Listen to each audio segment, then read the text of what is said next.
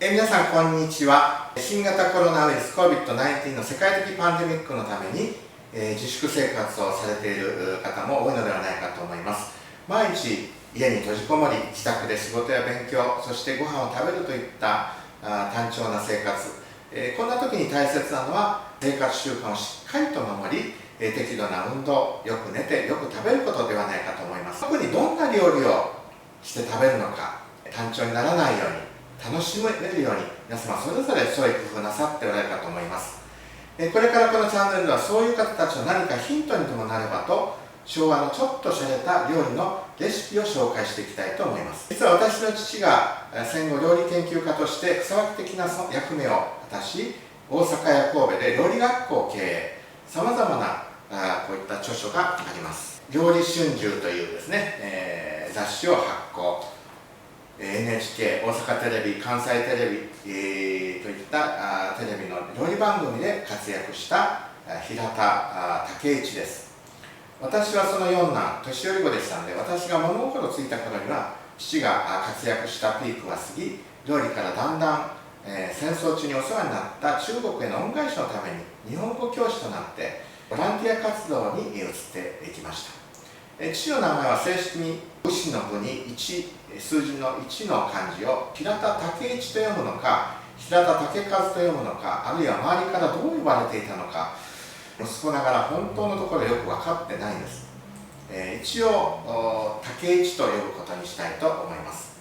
この動画を作るにあたり、資料の一部をここに集めてみましたが、まだ段ボール箱にたくさんあって整理していかなくてはいけません。これはごく一部です。この中で、例えば料理春秋、関西テレビ、料理教室のレシピ、これも資料がこういうふうにまとめられています。した著書、肉料理、マトン料理、ハムソーセージ、魚、そしてその中でも特にですね、このクッキングノートっていう昭和46年ですね、1971年に刊行された父の集大成である著書があるんですけども、ここに書かれているレシピを中心にその他の資料も参考にしながら再現、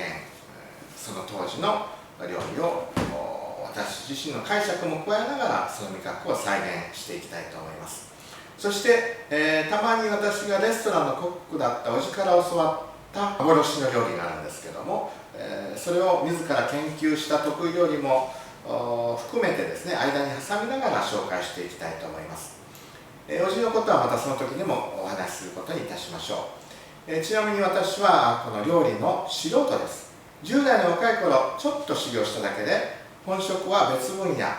クッキングはあくまでも趣味、プロではありませんので、包丁さばきや盛り付け方など多少のぎこちなさはご容赦ください。つまりその意味は誰にでもできるということでもあります。真似して作っていただきやすいのではないかと思いますね。一流のプロがやっているのは確かに美味しい、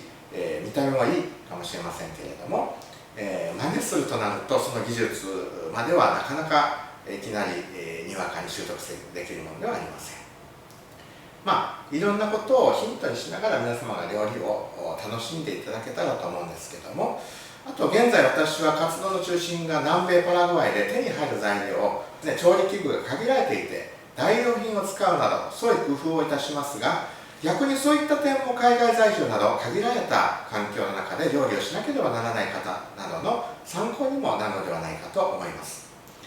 ではどのぐらいの感覚でこれからご紹介していくかまだ分かりませんが、ご視聴者の皆様お楽しみに。できればチャンネル登録と評価よろしくお願いいたします。世界が守られますように。ステイホーム、楽しみましょうね。